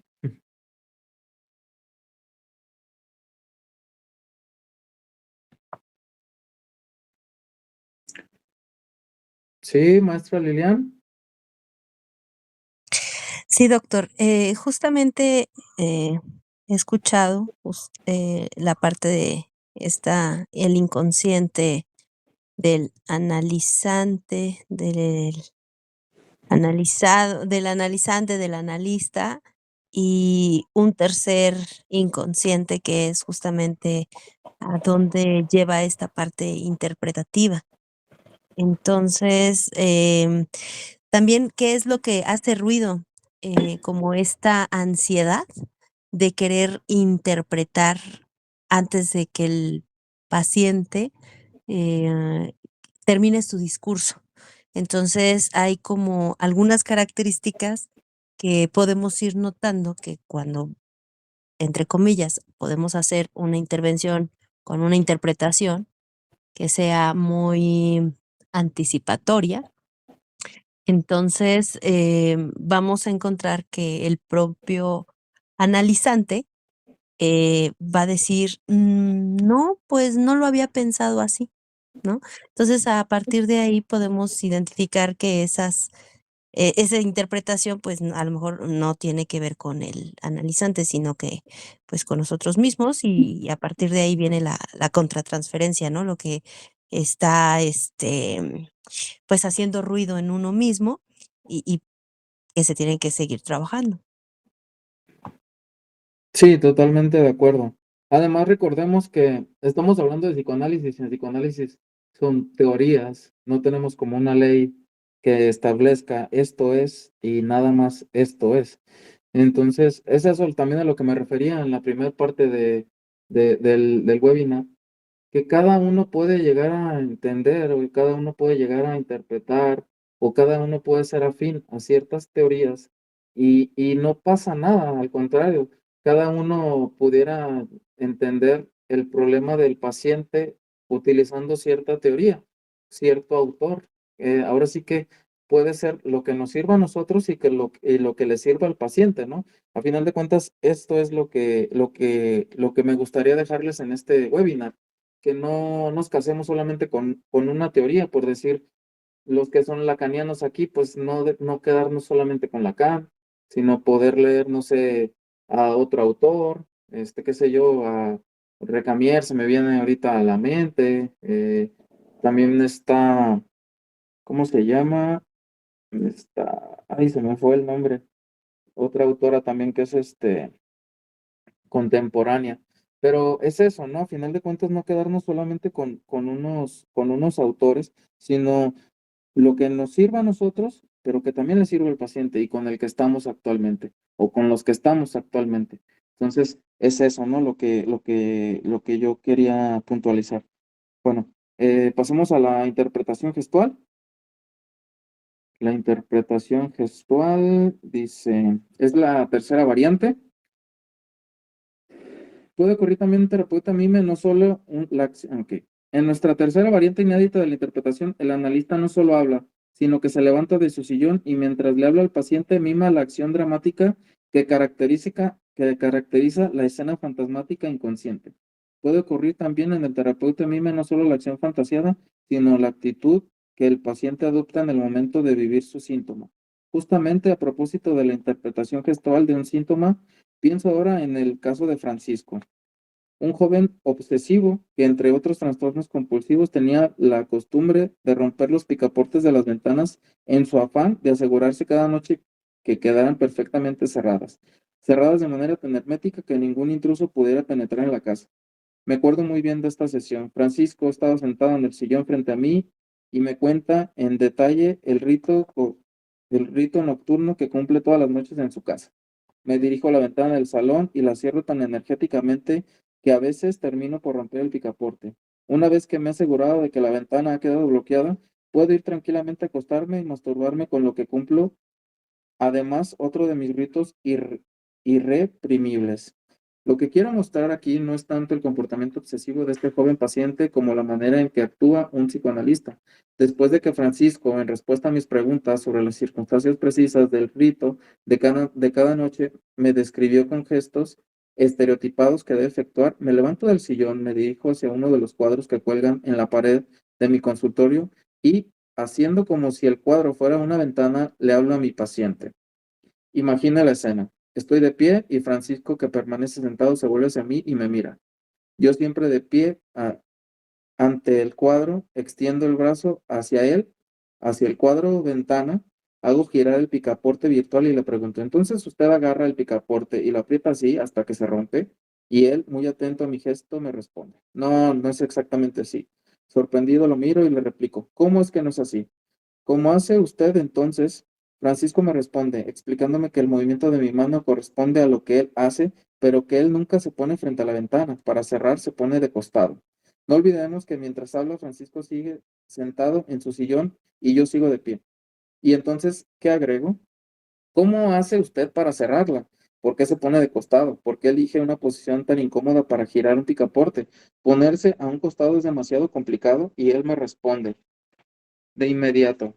Porque nunca vuelvo la espalda. Tengo miedo de que alguien me apuñale por detrás. Desconcertado, retomo sus palabras, lo apuñalen por detrás, pero ¿Cómo podrían apuñalarlo por la espalda si justamente al haber cerrado la ventana nadie puede entrar ahí? Usted está solo en la casa con su madre que duerme en el piso superior. ¿De quién tiene miedo? Francisco permanece silencioso y yo comprendo sin decir nada que la madre a la que está por completo sometido era, en su fantasma, un monstruo sanguinario. En este momento la única palabra que decidí pronunciar fue sugerirle, no, con mucho tacto, no veo a ninguna persona salvo a su madre, que podría atacarlo por detrás. Por supuesto, pensé que la apuñalada por la espalda evocaba su deseo homosexual reprimido. Sin embargo, en este estadio de la terapia, no quise hablar de la madre asesina ni de la homosexualidad. Al mimar el síntoma hice surgir sin quererlo el fantasma inconsciente zócalo del síntoma. De ahí que podemos afirmar que mi intervención gestual ha sido una interpretación psicoanalítica y agregaría una interpretación eficaz, pues Francisco terminó la terapia un año más tarde, aliviado de una neurosis más grave, gracias a intervenciones transversales eficaces como la interpretación gestual. Puede acompañar a este paciente hasta que logramos hacer desaparecer sus síntomas validantes. Aquí me gustaría escuchar mucho lo que ustedes piensan de esto. Sí, Liz. Perdón, es regresando a lo anterior. Busqué la cita, no es en el libro de Un psicoanalista en el diván, es en el libro El placer de leer a Freud, y les puedo citar textualmente cómo lo pone Nacio, Sí. lo de un solo inconsciente. Dice: la disponibilidad del analista para la escucha, que le permite no solo operar con su inconsciente, sino también ofrecer su inconsciente a las pulsiones del paciente, explica que las producciones del inconsciente surgidas durante la cura se manifiesten por turno, en uno o en otro de los participantes del análisis. El reconocimiento de esta alternancia me introdujo justamente a proponer la tesis de un inconsciente único. No hay dos inconscientes que pertenezcan, uno al analista y el otro al analizante, sino un solo y único inconsciente.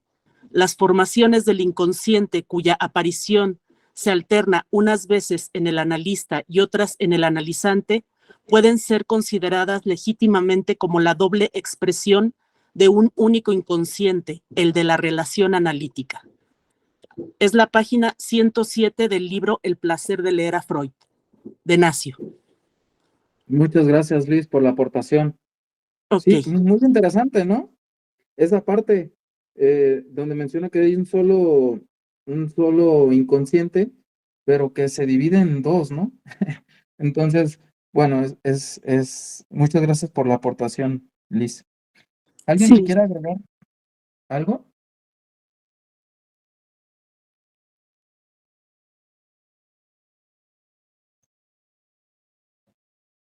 ¿Sí? ¿Alguien que quiera agregar algo? Del caso clínico que nos acaba de referir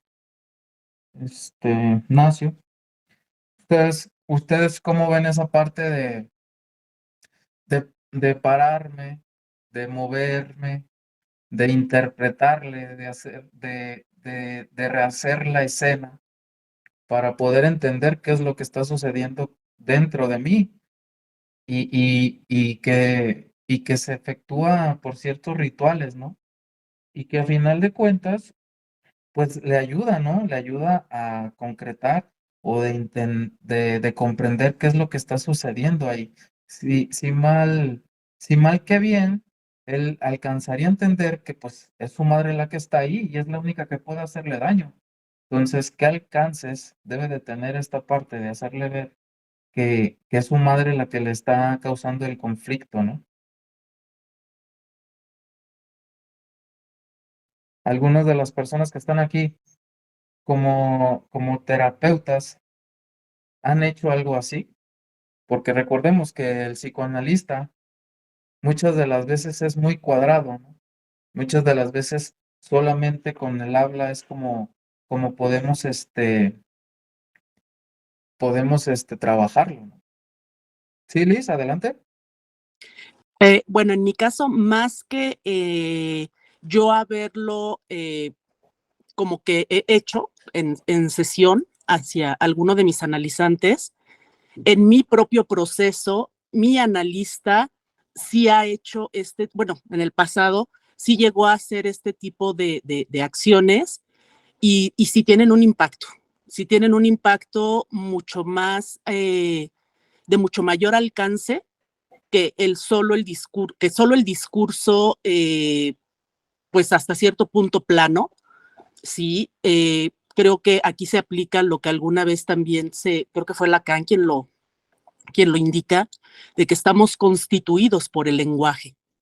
Y el Sí, lenguaje no solamente es el habla, también es lo no dicho y también es lo que se expresa con el cuerpo. sí, claro. Y que también viene de la parte de la observación que mencionábamos anteriormente, ¿no? Así Es, es. es ver qué tú estás haciendo y qué dejas de hacer. Todo eso, todos esos indicativos, todas esas señales son importantes para un buen análisis. Muchas gracias Así por tu es. aporte, Lid. ¿Algo más? Sí, Gilberto, adelante.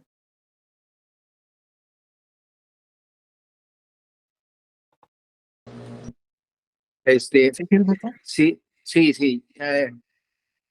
En todo el tiempo que llevé terapia no hubo algún movimiento de este tipo. Lo que sí es que usaba mucho el terapeuta o mi terapeuta, Sí, bajar la voz y cuando era algo importante, sí, entonces um, cambiaba de posición o de pierna o como que se hacía un poco de lado a que no se escuchara bien su interpretación y sí. entonces yo ponía atención como que quería escuchar y preguntar de nuevo qué es lo que estaba diciendo o yo qué había entendido. Entonces, um, eso parecía funcionar o funcionó. Eh, yo creo que sí es bueno, me parece muy adecuado en determinado momento usar lo corporal uh, con nuestros pacientes. Yo creo que debido con esa experiencia que menciono, sí sería muy, pienso que no, que sería de ayuda y funcional más que perjudicar la relación o la interpretación o lo que se esté trabajando en el vínculo. Siento que sí podría ser mucha ayuda incorporar lo corporal. Gracias, Gilberto. Sí, Jesús. Gilberto, ¿puedes apagar tu Sí, micrófono, por favor? Gracias. Hola, hola, buenas noches. Hola, Jesús. Bueno, ¿y me escuchan? Sí, sí, sí, te escuchamos. Ah, ok, a mí me recuerda un poco esta parte a parte de la teoría de Ferenczi. No recuerdo muy bien el texto, pero recuerdo muy bien que hace esta mención o esta invitación a que se exprese también por medio del cuerpo. Incluso creo que en su caso, él manifestaba que si el paciente quería incluso como pararse a bailar o hacerlo de forma física, se podía llegar a permitir estas acciones con la intención de que el paciente llegara a dar forma a ese fantasma que no alcanzaba a interpretar con palabras. No sé, me recuerda mucho esa parte de Ferenczi. Sí, ¿no? Esa parte es interesante, ¿no? Cómo algunos podemos llevar a la palabra a por decir, el trauma o no sé, algo que no se pueda decir con palabras, pues lo haces con el cuerpo, ¿no? Entonces, es interesante cómo no debemos estar cerrados a solamente al lenguaje verbal, sino también al corporal. Sí, Liz. Sí, de hecho, ahorita que dan esta referencia de Ferenczi, lo que sí recuerdo es que mi terapeuta, además de la formación como psicoterapeuta, psicoanalista, tenía formación, bueno, tiene formación en psicodrama de la Escuela Directa de Moreno. Entonces, aplicaba en ocasiones técnicas de psicodrama que también tienen fundamento, bueno, que hasta donde yo tengo entendido, cuando vienen directas de Moreno, tiene fundamentos psicoanalíticos.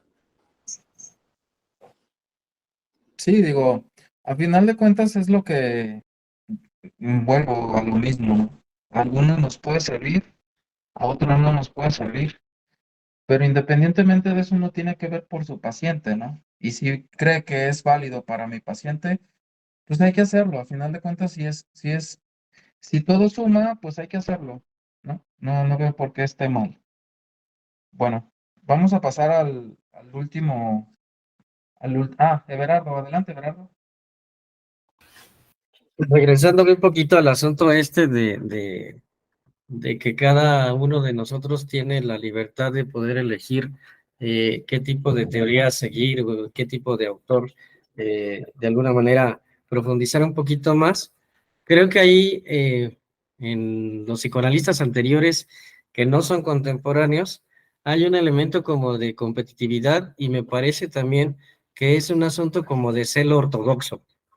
Sí, Y en un segundo momento, ahorita con los contemporáneos, me parece que ya hay esta apertura en el mismo psicoanálisis de poder complementar las teorías desde los diferentes autores y eso es enriquecedor. No sé qué le parezca a usted. sí, totalmente de acuerdo. Totalmente de acuerdo. Eso es lo bonito, ¿no? A final de cuentas, y que cada uno aporte y no se pelee como anteriormente se peleaba Melanie Klein con Anna Freud y pues todos ahí se andaban peleando por querer tener como que eh, la verdad, ¿no? Como la razón. Sí, adelante, Liz. Y de hecho coincido, creo que ya el psicoanálisis actual pues ya no es la imagen tal cual, ¿no? Ortodoxa del diván y ni siquiera ver las reacciones del psicoanalista, sino ya los psicoanalistas actuales tienen pues una formación y también un manejo de los procesos mucho más, podría decir a lo mejor sincréticos, ¿sí? De manera más sincrética, donde diferentes vertientes del mismo psicoanálisis, ¿sí? Enriquecen unas u otras teorías, por ejemplo, incluso el tema de las transmisiones transgeneracionales, ¿sí? De CAES, por ejemplo, de esos autores, también considerarlo, ¿no? O sea, ya también no solo es la historia de vida del paciente, sino la historia de vida de los antepasados y eso también aporta en el tema de los procesos. Además de que incluso ya puede haber hasta ahora apuntalamientos científicos con lo que viene referente a la epigenética, que también refuerza o más bien viene a darle formalidad científica a mucho del conocimiento que ya se tenía por el psicoanálisis de principios del siglo pasado y la epigenética viene a confirmarnos muchas cosas, ¿sí? De lo que Freud en su momento dijo. Entonces, el punto es, yo creo que integrar, mientras no hagamos un Frankenstein, pero integrar lo que pueda ser eh, adecuado y no salirnos de la, ahora sí que de la formalidad, puede aportar a los procesos psicoanalíticos. Sí, totalmente de acuerdo en esa parte, ¿no? Como bien lo mencionas, pues no ser un Frankenstein, pues eso sí, imagínate, eso sí estaría muy rudo. Pero sí, independientemente de lo que estamos hablando aquí, como bien lo menciono, y quiero que se queden con esa parte, ¿no? De utilizar la teoría que en ese momento me pueda ayudar y que pueda ayudarle al paciente. Creo que con eso es con lo que me puedo quedar el día de hoy. No vamos a alcanzar a terminar. Pues ahora sí que todo lo que yo quería, pues ahora sí profundizar y expresarle el tiempo ya se nos acabó un poco. Más sin embargo, invitarlos, pues, a que lean este libro, e invitarlos a que lo terminen de leer y pues, digo, ustedes ya han leído a Nacio y saben que está súper digerible y pues nada, ¿tienen alguna duda, algún comentario, algo para cerrar? Ojalá haya una sesión después, doctor, también en la que nos invite a compartirnos esta parte que le faltó el día de hoy. Muchísimas gracias. Buena ponencia. Muchas gracias, Everardo. ¿Sí, Liz? Coincido con Everardo, ojalá haya oportunidad de darle continuidad a la sesión que hoy nos presentó, me pareció muy interesante y me aporta bastante. Le agradezco mucho, doctor. Muchas gracias, Liz. ¿Sí, Gilberto?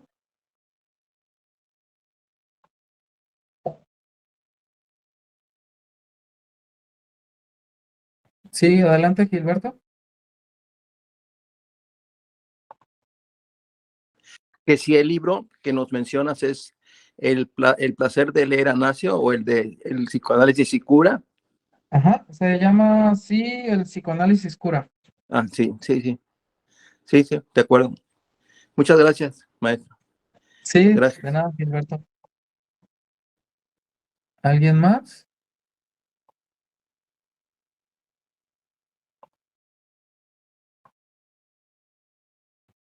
Bueno, al parecer, pues ya terminamos el día de hoy. Muchas gracias por acompañarme, muchas gracias por sus palabras. Espero más adelante sí terminar ahora sí, pues darle cierre o incluso poder con otro webinar, otro libro y pues compartir con ustedes y muchas gracias ahora sí que por por compartir sus comentarios y su conocimiento más que nada, que eso es lo que a mí me interesa. Me gusta mucho que haya esta interacción, ¿no? Para que así se haga como más divertido esto y pues que se haga más fácil también para pues un servidor como yo. Y pues nada, invitarlos a que sigan todo lo que ofrece académicamente la Universidad Sigmund Freud y pues acompañarnos también en el café psicoanalítico, que es donde pues la mayoría del tiempo estoy ahí, ¿no? Compartiendo pues lo poco que sé y pues muchas gracias y pues nos estamos viendo por este medio o por café psicoanalítico. Gracias.